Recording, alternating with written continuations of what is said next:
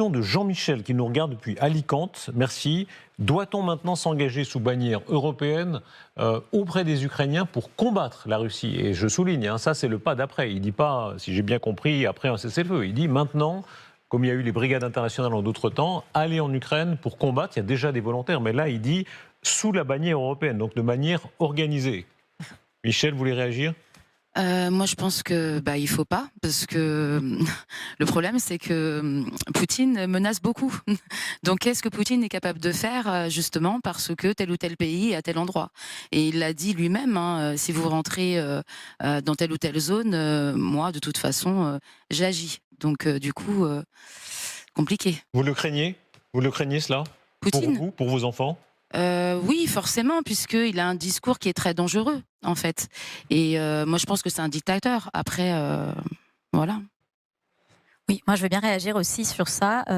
Évidemment que pour nos enfants, enfin, j'ai eu une petite chose qui m'a interpellée dans ce que disait Madame Polony, c'est qu'il faudrait en fait qu'on se réarme pour pouvoir ensuite être, si j'ai bien compris, en situation de de choisir de ne pas aller à la guerre.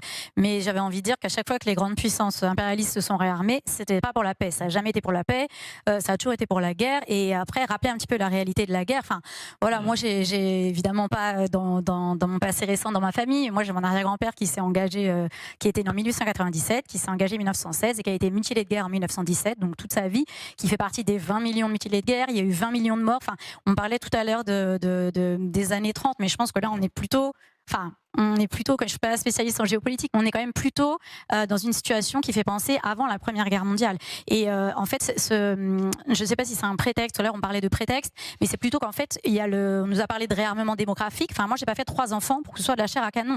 Et là, on nous parle de réarmement des esprits. Enfin, c'est monsieur Jean-Noël Barrot qui l'a dit que le réarmement des esprits commence à l'école. Donc oui, moi je parle de l'école parce que c'est Ce que mon vous dites est quotidien. très frappant. Hein, quand Oui. vous dites j'ai pas fait 3 enfants pour que ce soit de la chair à canon, on a Oui. l'impression qu'on revient en 14-18. J'ai un peu envie de dire, c'est l'avenir en fait qu'on propose à nos enfants. Et la question aussi, je crois, du public tout à l'heure, de Philippe, je crois, qui disait que, ou c'était Philippe, que en fait la jeunesse de maintenant n'était pas aussi bien, pas aussi engagée et tout. Moi, j'ai envie de dire qu'il y a quand même de l'espoir. Enfin, effectivement, je rejoins ce que disait Jack sur les jeunes Allemands là, qui se sont mobilisés, qui sont des millions à être sortis à Berlin, dans d'autres villes en Allemagne. On a aussi toute la génération là, qui se mobilise. Enfin, il y a quand même un mouvement anti-guerre, que ce soit contre le génocide en Palestine, que ce soit la Gen Z qui se mobilise pour des meilleures conditions de vie, tout simplement. Enfin, moi, je pense qu'il faut croire en cette jeunesse et qu'il y a plein de façons de s'engager et pas forcément celle-ci.